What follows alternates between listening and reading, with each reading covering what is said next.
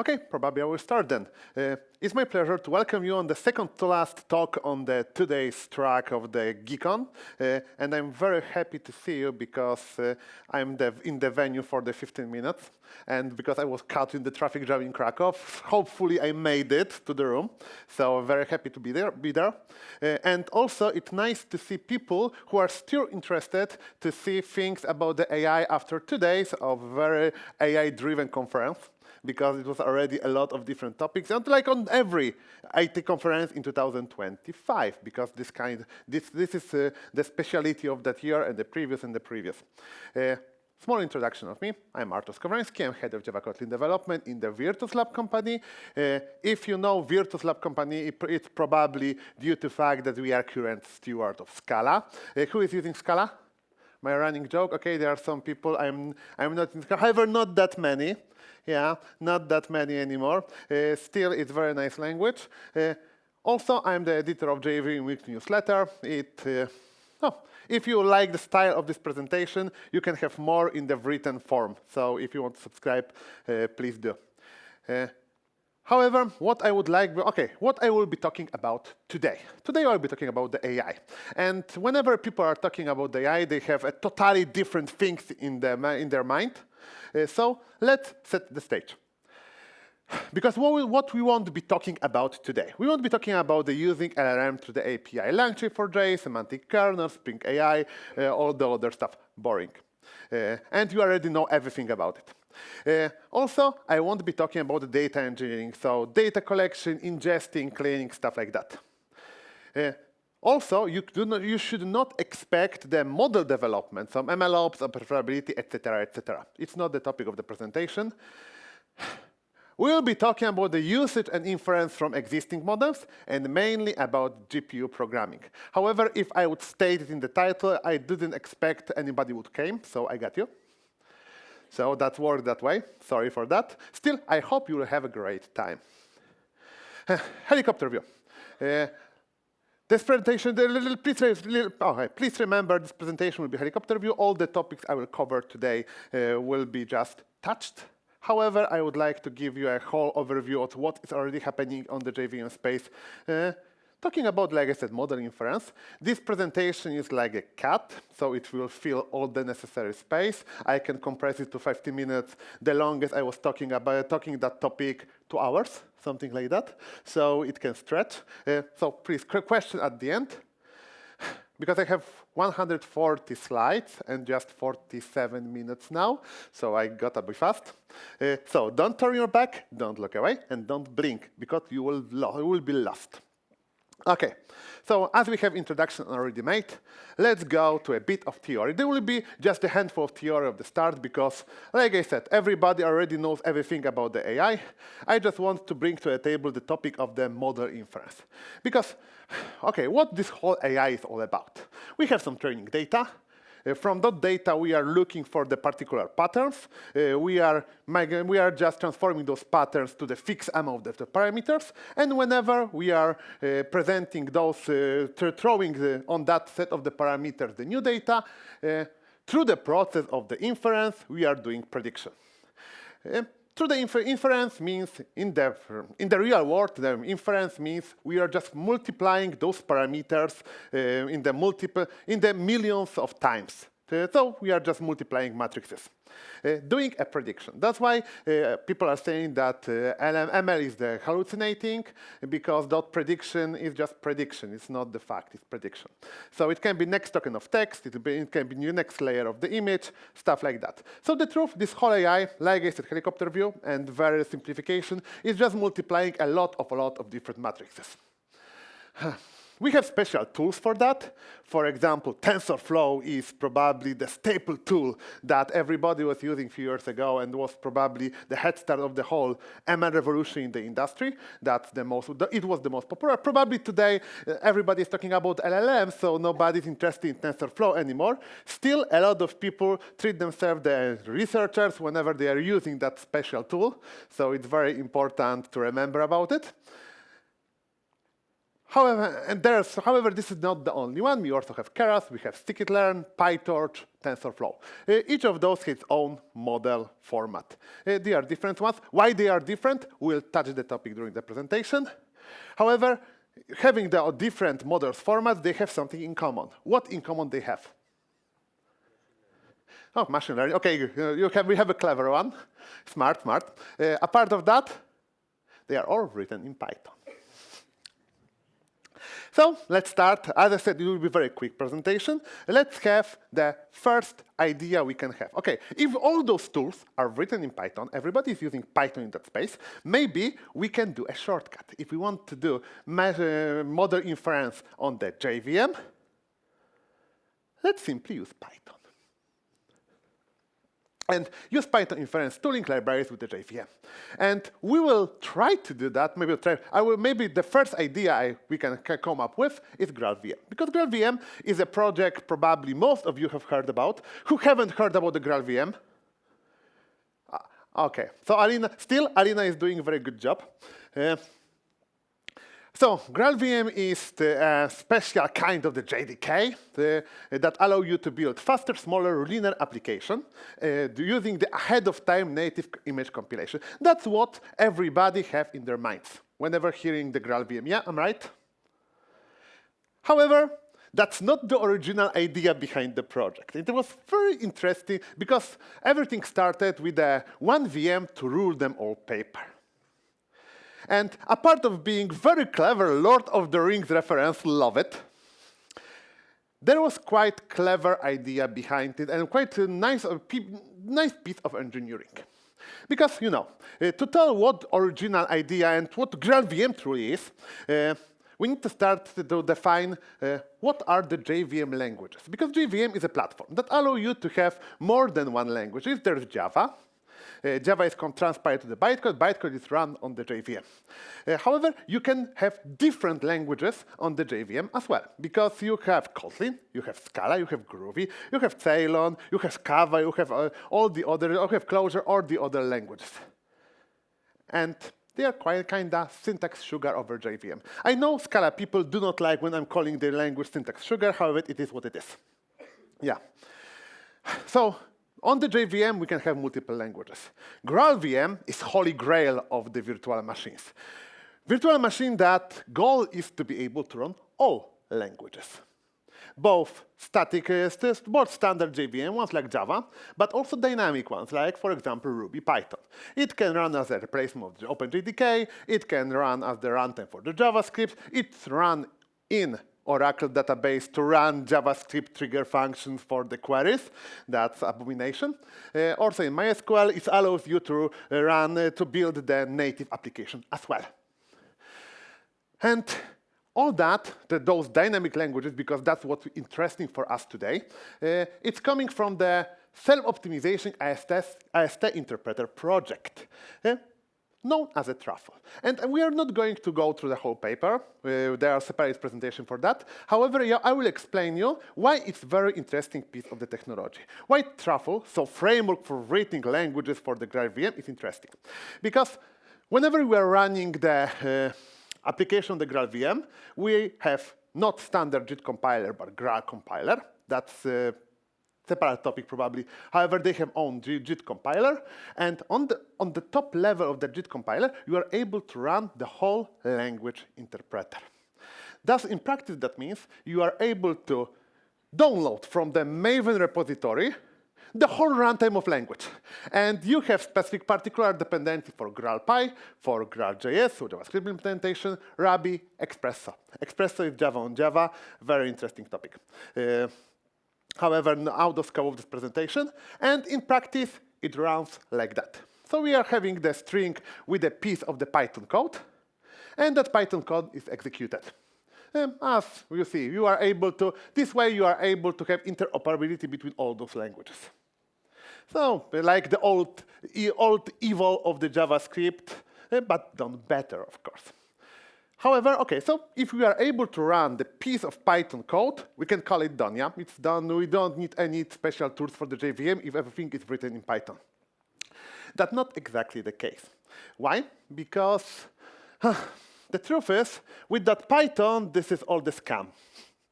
Because whenever you are running any tooling for the JVM, for the machine learning on the AI on the Python, we are not using Python at all. Mostly this is just the bit of syntax that is running the native libraries in the internals. And currently, GraalVM is able to run those native extensions because that's how they called. Unfortunately, not all of them, because not all of them are currently supported. Their compatibility is quite nice, because like you see, we currently are able to, with the version of from March 2024, so a year ago, they brought support to TensorFlow, to the PyTorch, to the standard TensorFlow cryptographic extension. So a lot of functions are already supported. However, not all of them. The compatibility is there. However, compatibility is not perfect. And I can assure you, because I tried, if you are trying to run any old legacy Python application, Python project on the GraalVM, probably there will be at least one native extension that will break. You can work on it. You can solve that. Still, it's something that requires your attention. So probably running things on Python is for the brave ones. It's doable. But be prepared for a bit of work that you need to do to make it work. So we had the first idea. We wanted to use shortcut. It could work, however, not always. So let's have yet another approach. Because, Python is just Python. So if we can write the Python framework to run the model inference, we can also do that using Java. Because this is just programming language. You can write anything with it. And there are particular frameworks for the model inference in Java. We have TensorFlow, we have Tribuo, we have Deep Java Library, DeepNet, Deep Learning 4J, a lot of those. However, each of those have its own approach to the topic.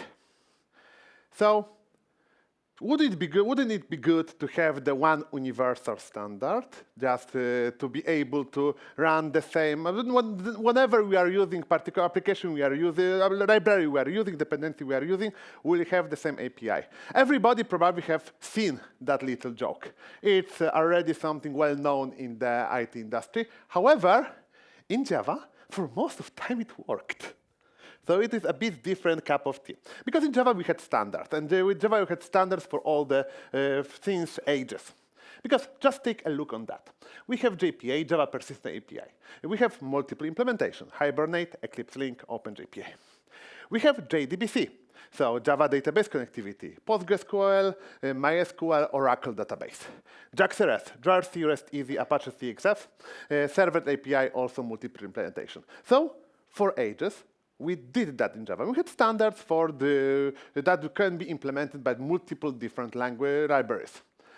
And those standards are done through the Java specification request, and there's quite interesting ones, like, for example, Java Platform Module System, Java Servlet API, Bean Validation, JDBC. However, also something that is called JSR381 Visual Recognition API. And this is the closest thing we have for the standard for machine learning and AI in the JVM space. And this is the reference implementation of the VSREC is DeepNet. It has one additional implementation that is called Deep Java Library, and it was created to be able to handle most of the workloads of the AI that were necessary for the business. However, probably, who have heard about the VSREC implementation, VSREC JSR? In this time when everybody is talking about AI, probably not many people, I see none. And the reason is simple. The reason is simple because when you take a look on the list of examples, we have there Hello World, we have simple linear regression, we have logistic regression, iris flower classification, handwritten digit recognition using Sphinx dataset. Whenever people are talking about AI today, that's probably not this. That's probably just, like we said, just do some memory, use some prediction, generate a bit of text on or the cat in the shiny armor. This is the part of the past. Because, in the past, what AI was used, it was used for the classification, not the generation. And everybody thought that will be the major use case. Nowadays, it's changed a bit, so simply, nobody cares. And we are currently in the process of creating the yet another specification, microprofile AI this time. And if you see AI, it probably means it will be LLMs, and it's based on the langchain for J. Yeah, because it's AI. If it's AI, it's probably about the LLMs. But however, this is just in progress. This is the legacy from the minutes from the late March. So it's already in the development. It probably will be based, OK, as far as I know, it will be based on the langchain for J. Do we have any creator here who is better informed right now? Because I have most stale information. OK, let's have a discussion after the presentation. OK, so we have talking. OK, in Java we can create standards. However, we do not have standards because our standards are stale. However, there's yet another reason why creating standards for the AI is very, very hard. Because there's a point why each of those projects have their own model format. Because whenever we have some compatibility layer, like for example ON and X. However, you are losing something with having the common layer between all those. You are losing performance. And in ML workload, AI workload, performance is very important stuff. We need to talk about it, and we need to talk how JVM can help or not help with achieving it. Because like I already mentioned, what ML workloads are doing, they are doing inference most of the times. And we need to distinguish two different kinds of the complexity for the model inference. The first one is computational complexity. So each layer of requires performing a vast number of mathematical operations, such as matrix multiplication. The more layer a model has, the greater the number of such operations. So we just have a lot of different calculations. But that's not all. We also have the problem with the model size. So models with many layers typically have millions or even billions of parameters. Storing and processing such a large number of weights requires significant memory resources. So the first optimization we can have, taking into consideration the second one, we can make the models smaller. And with that comes, and calculation smaller, with that comes Project Valhalla and half floats. OK. Do you remember how floating points works from your university days? Probably some people do. So standard float that everybody is using is so-called float 32. So in that float, in the standard of that float, we have particular components. The first one is 1 bit for the sign, if the float is negative or the positive. We have 8 bits for the exponent, so range. We also have 22 bits for the mantissa, precision. Range means how big is the biggest float and how small is the smallest float. Mantissa means how many floats we can pack between the float 1.0 and 2.0.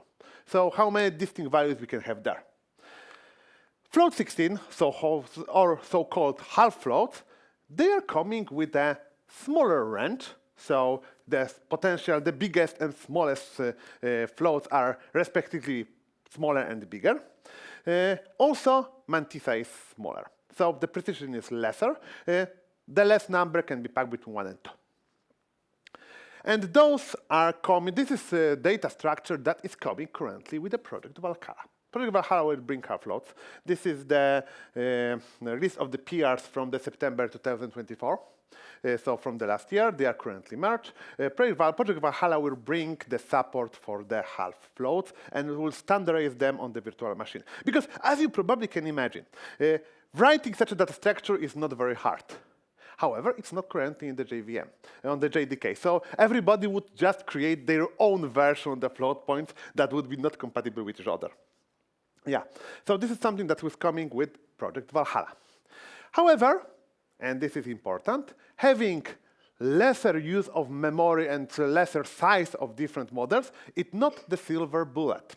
Because one thing is to have the models in the proper size. The other is the fact that we need to read them very quickly. So we need to have the memory bandwidth of the particular size. So now we are coming to the topic of the native calls. So things start to be funny. Because I was joking that Python programmers are the ones who heavily rely on the C codes and C libraries. The problem is not only them, because JVM itself is written in C. However, that's probably not the problem. It's getting stranger, because I mentioned that there's a library called Deep Learning for J, and this is the library I use on production. It's working quite nice. However, is it truly JVM-based and JDK-based? The truth is not exactly, because whenever we're talking about the memory management in library, when you go to the documentation, you will see line like that, underlying C++ code via JNI. So yeah, we are using C also in the Java space for off-heap memory that you will find there in the documentation. There's also mentioned something which is called NDRs. However, for that part, we'll focus a bit later, because we'll bring back the topic. For now, stick with the JNI. Who have heard about the JNI? Who have used JNI? Okay, we have lucky ones. It's probably was interesting project. Yeah, because JNI stands for Java Native Interface, a framework that allows Java code running on in the JVM Java virtual machine to interact with native applications and libraries written in other programming languages like C or C++. So it is used whenever we need to communicate with the outer world, with the real, or bare metal, real operating system, and simply doing the native calls. And it was created in the 1997 and introduced in Java 1.1 when the MacBooks looks like that. And you know what? They are looking much better than I expected, because I expected something much more clunky. Yeah, ThinkPad still looks like that nowadays. Okay. However, like you see, this is pretty old standard created for the previous era. Nowadays, there's a new approach to having the native calls. It's called the Project Panama. And Project Panama is coming with a lot of different components. One of them is JExtract, so something that makes the JNI calls easier. The 2 hours long version of the presentation consists all the steps necessary to make JNI works. That's why it's that long presentation. Now we won't focus on that. So you just need to know it's easier now to do the native calls and to make them in the safe way. You have linker also. You have a linker API. You have ability to the improvement is performance is improved, and also you have something called vector API. And that last piece is probably the most interesting one, especially in the context of the machine learning models, because most of the inference, the second time I'm using GPU term today, most of the real production inference is done using GPU. That's why NVIDIA just grew to that level of the valuation. I checked it yesterday, it's 20 times more valuable company than it was 10 years ago, 20 times. And do you remember that time when you couldn't buy the video card for your gaming PC because it was used for the cryptocurrency and everything was bought out? So there was the first craze of the NVIDIA. It's here. Now we are here. Just to put that in perspective. Okay, valuation of the company. However, most of our machines, most of our PCs is changing nowadays. It's just having, and most of the data centers, they are having much more powerful CPUs than GPUs. So it would be good to be able to run ML models on the CPU as well. And thanks to Facebook, thanks to Meta, we can do that, because maybe they are not the only ones. However, they were the first who, in the times when we had ChatGPT that was published but through the API, you couldn't run it. There were different models that were just accessible to the API. Facebook came and they just introduced the Llama model, which allows, Llama model that allowed you to run all this crazy LLM stuff on your local machines because it was accessible. However, it was pretty hard to run because those models are very, very big. And that's why we're using GPU for that. However, there are interesting projects that allows us to easily run accessible models on the local machines using some quite interesting optimization technique available in the CPUs. And the project, probably most well-known project, is LLM-as-a-Service, or Llama CPP. The original Llama C was created by Andrej Karpathy, who worked probably everywhere, for sure in Meta, for sure in OpenAI, and some other companies as well. And he decided, okay, as I already mentioned, it's just the matter of the calculator doing the matrix multiplication when you are doing inference. That's all. It's not something very hard to write and very complex. It's just something that you need to write very efficiently to be feasible to run. So he did that. He did that with C. He did the inference technique. Okay, the inference class for the written in the C++, who was able to run the Llama models. And he did that in, okay, now it was originally 700 lines, now it's 1,000. So you just include that file in your project, and you can do all that crazy stuff with the inference from the large language models. Well, just add it to your project stack. Of course, if there is code, it can be run by the JVM. And the first approach is, okay, if we have JNI, whenever we're having the JNI, you can have bindings for the particular C libraries that allow you to call them from the JDK space, from the Java space. And the first approach could be exactly like that, so simply having the bindings for the C library. However, where's fun in that? So we have also projects that are doing exactly the same what Andrej Karpathy did with C++, but with Java. And the first project of that is Llama 3 Java, created by Alfonso Petersen from the GraalVM team. And what I heard in his podcast with Adam Bean, that he was bored for a weekend and decided to write it and did it. Oh my God, and whenever I hear that, I have my imposter syndrome just hit to the roof. Yeah. However, the project is here, and there's quite nice comparison because, like I mentioned, the C version originally had 700 lines. The Llama 3 version, because it's currently Llama 3, have 2,000 lines. So yeah, Java is totally more definitely more hefty and more bloated than C++. However, it's working quite nice. The other project that is also a popular one is JLlama, but Jake Luciani from Cassandra. And for a time, because this is the old tweet probably, and I didn't do the benchmark because it's changing too often, he said that the Java implementation is even quicker and more performant than the C one. So this is interesting, Steve. Whenever somebody is telling you that Java is slow, do not trust that guy. That's for sure. However, how they did that? How they make that fast? Because like I mentioned, it's easy to do that. It's very hard to do that fast. And they use the technique that is coming from Project Valhalla and joining Project Valhalla and Project Panama. It's used something called SIMD. And to explain what SIMD is, first we need to explain what SIST is. And SIST is a way of working with the CPUs called single input, single data. In practice, that means that whenever we are having the particular instruction to be run on the CPU, it's simply using the one single piece of data. And that single piece of data is, instruction by instruction, we are getting results. SIMD is the optimization of that process. It's a subroutine of the CPU that allows you to batch the data on the instruction. If we are having the single instruction that can be run on the multiple data pieces to the particular limit, we are able to batch those and have the result calculated simultaneously in parallel.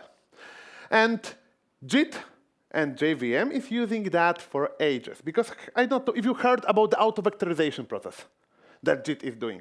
Whenever we have to talk about the JIT, there is mention of the auto-vectorization. Because what loops truly are doing? Loops are simply running the single instruction on the multiple data pieces. And here, JIT is able to make it work faster due to SIMD, due to the single input multiple data instructions. However, for time being, it was just implemented on the JVM level, on the JIT level. So we didn't have access to do that by hand. Nowadays, we are able to do that, and that's what Vector API is for. Have you heard about the Vector API? It's probably the API with the most funny development process in the whole history of the JDK, because this is something that is currently in the 8th incubator. So incubator, that means you should never run this in production, and everybody's do, because this is such useful instruction, especially in the machine learning workloads. Why it's still in the incubator then? Because it's waiting for Valhalla. Valhalla will come one day, after the Ragnarok, of course. So we are still waiting. One day that would be very funny. I hope Brian Getz will hear that presentation one day, and that Ragnarok should come to the JVM. That would be very fun. And it's like I mentioned, it's already used because it's useful, because you need that particular optimization for running machine learning workloads. And for example, JVector, a JVector database that is created by Jonathan Ellis from the Cassandra, also from Cassandra. So pure Java, zero dependency, embedded vector search is using Vector API. Also, the AstraDB, so one of the products of Cassandra, is also using the Vector API on production because it's that useful. Yeah, so it's very funny that it's still in the incubator. So, OK. So we now, like you probably imagine, we touched the other kind of the performance characteristic that is coming with computational complexity. But still, we were still in the CPU layer. So we are doing simply did the baby steps. Now it's time to come to the real power, special hardware. Because nobody is using the CPU to run all those workloads that you are using for generating pictures and fine-tuning your models. It's not using on the CPU, it's done on the GPU. Because the special hardware is very good in optimization. During making the research to our presentation, I learned that there was special kind of the chip created by Azure for their servers to run Java very efficiently. That's interesting trivia. However, I won't be talking about such a special CPU, such a special hardware. I will be talking about so-called accelerators. And we first heard how quick they are during the cryptocurrency craze. I already mentioned that. So everybody was trying to count as many hash in the parallel as possible using the gaming hardware. However, it's not the only kind of the accelerator. Because, like we mentioned, the different kind of models can be run on the different kind of hardware. The small models, the one we have on our machines, can be run on CPU. However, anything that is medium to large size should be run at least on the GPU, because it's very good in the parallelization. TPU is yet another kind of hardware. Tensor processing unit is even more interesting, because when we have GPU, it's very good in the parallelization. However, TPU is very good on the parallelization of the matrices. So it has even one more level of specialization. And we have FPGA, so programmable processors, programmable gateways, which we can just program to do the particular kind of the matrix computation. So layer by layer, we are going to be more and more specialized. We'll still focus on the GPU. And all the next examples will be truly overly simplified. So be careful. As I mentioned, we are going with a very dark territory. Because to explain why GPU is good at calculating the matrices, we need to understand how it works. Because whenever we are using the CPU, even with our clever SIMD, we are just having the handful of cores. It can be 7, it can be 8, it can be 16, 48 sometimes. However, the amount of the cores that is available for us is limited, because that's how CPUs are built. For the IRMs, it's sometimes a bit bigger. However, still, this is something that we need to take care of. We need to understand that we have a limited amount of cores. And each core is able to use, to just run particular amount of instructions. Sometimes the CPU creators are doing a bit of the dark magic to make them quicker. However, there are some particular limitations. Because CPU cores are for the generic use. They can be used for the mode calculating the matrices, as well as, for example, doing the long-living tasks. So they are much more general. OK, we have just visualization of that. For the GPU, that's simply this. They are far more specialized in doing the parallelization. They have multiple of cores, thousands of them, just smaller, just created for the short-lived, smaller operation. However, this is exactly what we are doing whenever we are calculating matrices for the machine learning workloads. So we can have thousands of cores working in the parallel. Why is that? Because they were created for the video games. And whenever you have the video game, you need to if you want to achieve the 60 FPS per frame per second, you need to recalculate your pixels. Of course, this is simplification because nobody is recalculating all the pixels nowadays. However, you need to do calculation for each pixel every 16 milliseconds, and for 4K, you have millions of those. So you need to have a lot of processing unit to be able to do that. That's why GPU was specifically created for doing the small operations, however, in the vast amount. And there's home framework. However, NVIDIA one day decided, okay, it's worth to create the particular framework to allow programmers to do the calculation on the GPU, and that was CUDA. That's how CUDA was created, and it brought that paradigm to the also, I would say, first scientific computation, then everything. And with CUDA, they came something that is called ended grid. And then the grid refers to multidimensional grid of threads used for parallel computing on the GPU. Because you need to understand one thing.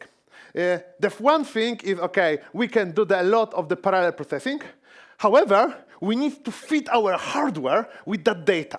Because if we just serve it piece by piece, this would be such a huge bottleneck that whole gain that is coming from the parallelization would be lost.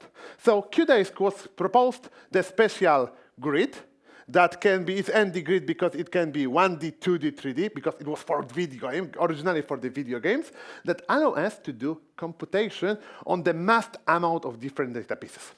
Because with the ND grid is filled with kernels, and kernel is a piece of code that is executed by hundreds of thousands of threads simultaneously, and each thread runs the same code, but operates on a different data. So it's simmed on steroids. This way, we are able, whenever a card is receiving such an ND grid, it's doing the multiplication parallelization by itself. And we do not need to do that in our source code.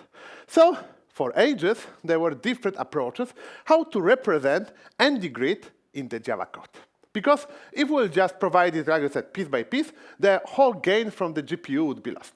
And the first step, like with each other approach thing that we need to run natively, it was doing to the JNI. And there is a project called JCUDA.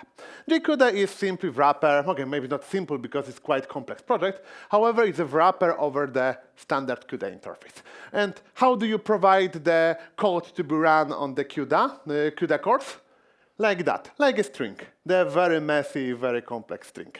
So, okay, it's possible, and most production and via production usages is using JCUDA nowadays because it works, because it's possible to do that. It's not that people who are able to write kernels probably prefer that particular syntax.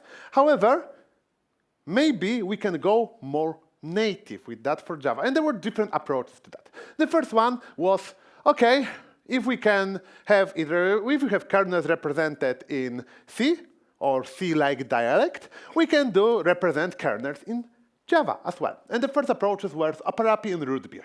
Those projects are allowed that expression, okay, those were the projects that were used to express kernel in the Java. And how they did that? Through because they are quite similar. This is Aparapi, if I remember. Okay, it's Aparapi, yeah. I see through imports. However, they had quite similar idea. Just do the enable. Kernel is an enable that can be created. You are creating them en masse and then executing them on the machine, on your video card. They didn't have the direct API to defining in the grid. They were just providing kernels. And the problem that is coming with that is, I would say, quite interesting one. Because first, as they were just simply migrated from the Java code using reflection to the C code. This way, if you use it anything more complex in the kernel than the primitives, it simply didn't work. Also, the problem was that each of the libraries was specified for the particular piece of hardware. So the API was for the CUDA, and root beer was for the OpenCL, so AMD implementation of the shaders and of the API running on the video card. You couldn't just run the same application on the different hardware. You needed to pick the particular one. It was inefficient for the code. The dust transpiled code was inefficient. Or if you wanted to make it efficient, you needed to bring manual hacks. That's why probably nobody of you have heard about the API and root beer. They were quite nice experiment though. However, okay, that was something that's coming from community, and people in the JDK also decided, okay, those GPU are probably not a fad. It's time to take focus on that. And they took over the Project Sumatra. And Project Sumatra decided, okay, we will bring the parallel processing for Java. And there's a question for you. What structure is used for the parallel processing in Java?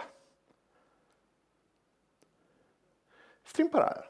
Stream parallel is probably the most popular one. Okay, I didn't want to give you a lot of different questions. However, if you have something that is, they wanted to extend what we already have and is familiar to the programmers through Project Sumatra. And Project Sumatra decided, okay, let's extend streams parallel in a way that if the Java JDK and JVM will see that, okay, we have access to the hefty accelerator, for example, GPU, we will be able to run that optimized code on the particular hardware, not on the CPU. Just through simply stream parallel, we'll do the decision for the people to make it easy. And they decided to do that through the GraalVM, because at that time, GraalVM was a part of the standard JDK. And they had own implementation of the CUDA and OpenCL dialect that was able to run the GraalVM. However, the project never flourished to the end, something tangible, because the first thing, data transfer between JVM and GPU can reduce performance benefit, especially for small tasks. So streams are lazy. If we have lazy stream that we want to fill GPU in, we are losing our performance. Apart of that, GraalVM was removed from the JDK, and they were heavily based on the GraalVM, and the optimization features at the time that cross-cooperation between the JVM and the GraalVM had poor performance, so they said, okay, it's not worth it, and dropped the project. However, it wasn't, when I checked, it was never officially closed, so maybe one day we'll have the Sumatra strikes again. However, what wasn't delivered to the JDK team, community once again decided, okay, it's worth to try. And here comes Project Tornado. Project Tornado was created by people from University of Manchester. It was probably Manchester. I should check that. I will just reference it a bit later. That decided, okay, to make it run properly on Java code on the GPU, we need to have a lot of different components. And first component is the API. Because previous API were the problem. Because now the previous API didn't bring a proper structure that allow us then to optimize the code. So API should have task, that is kernel, annotation that is simply, because as I mentioned, their loops are simply something that can be very easily parallelized, so have something standard for the loops, and also task graph. That's something a bit similar data structure what we have in Gradle. So they decided, okay, if we need to return all the results of the computation to the JDK whenever we have something computed, probably we are losing on performance. So to gain the most, we need to have particular data structure where the dependencies will be specified directly. This way, our next piece, called Graph Optimizer, will be able to approach the problem with the best possible performance. In practice, Graph Optimizers works like a query optimizer for the databases. So it's deciding how particular piece of the code, some particular operation should be run. And such optimized structure is then moved to the execution engine. And execution engine decides, OK, that operation, that piece should be run on the CPU, that one on the GPU, that one on the FPGA. It's aware of all the available hardware, and is using the JIT compiler based on the GraalVM, so it's extension of the GraalVM to simply compile the code to the particular standard, particular language of the low-level hardware. TornadoVM is a very nice project because it has task graphs, so direct abstraction on the grid. A lot of different backends, not only CUDA. So it can decide on the fly what hardware is available and using the JIT through Graal, compile it to that particular piece of hardware. Also, it has managed memory. So this is something very interesting. And they have very good article on the Fuji, the TornadoVM programming model explained, that is far more detailed than what I presented right now. Very interesting project. For a time, it had problem with running the LLMs and SIMD operation. However, it's currently working fine. So it's something that potentially, probably is the, if you want to have the running GPU workflow on the, in your application, TornadoVM is something you can use, and probably the most mature solution. However, future is coming, and the future is HAT and Project Babylon. Gary Frank is the guy who was responsible for the approach to Sumatra and also presented on the JVM Language Summit, probably the most interesting JVM conference in the world, when people who are responsible for the virtual machine are meeting together and doing the lectures, and those lectures are available on the YouTube channel. It's a very good, nice conference in something that is available each August for you and us to consume.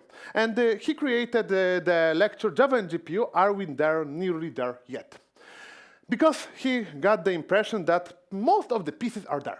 Because we have ND-Range API, we have FFM data wrapping patterns, support for code reflection from Project Babylon, and also support from foreign function memory API. So all the missing pieces that made Sumatra not work currently are here. A part of one, Project Babylon. That is coming with code reflection. Code reflection is an extension of the JVM Java reflection that allows access to symbolic representation of Java code, such as method bodies and lambda expression at runtime. What does it mean in practice? Whenever you have a standard reflection, we are just losing information about, we know the signatures of our methods. However, we don't know what's happening inside. Whenever we will annotate something with the code reflection, information about the structure of the code inside will be preserved in runtime. And it can be used, for example, for doing the JVM representation of the link that is known for the C#, but also for the metaprogramming in Java and rewriting Java code itself by itself.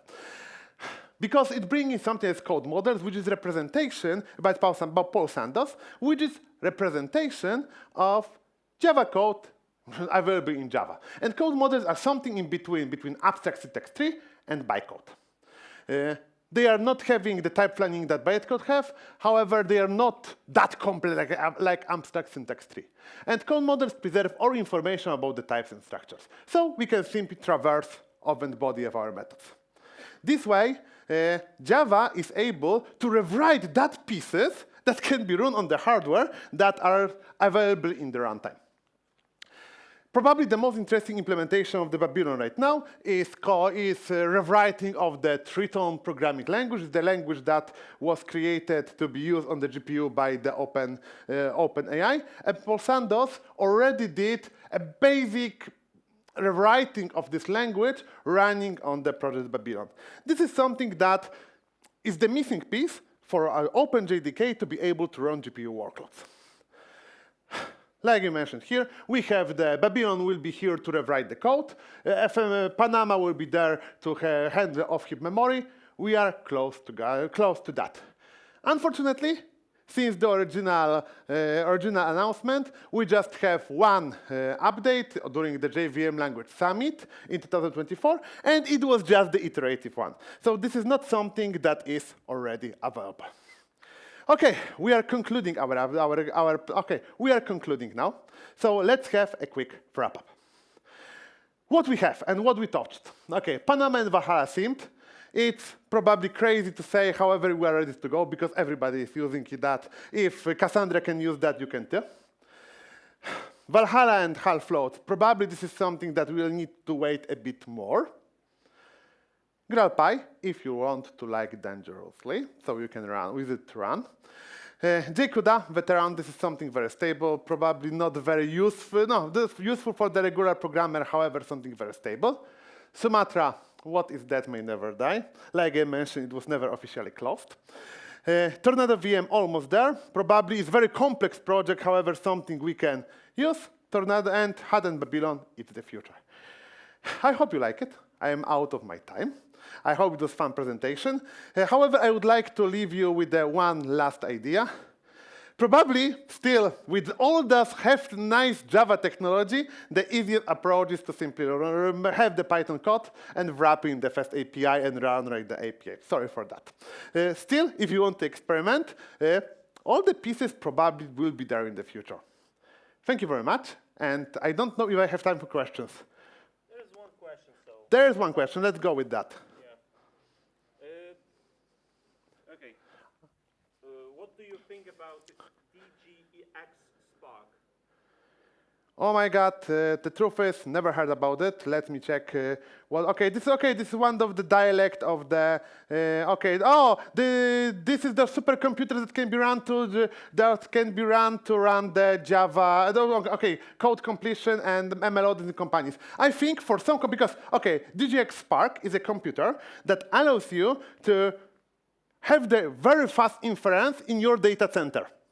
So you are able to have it as a supercomputer server that can be used for example, data completion internally, in the confidentiality in the company. I think that for many different companies like banks that are not happy with using whatever is accessible in the cloud, that will be the solution, and we can expect it to be used, especially in the situation when, for example, because currently GPU, all those calls to the OpenAI, cursors, clouds, and Gemini are pretty cheap.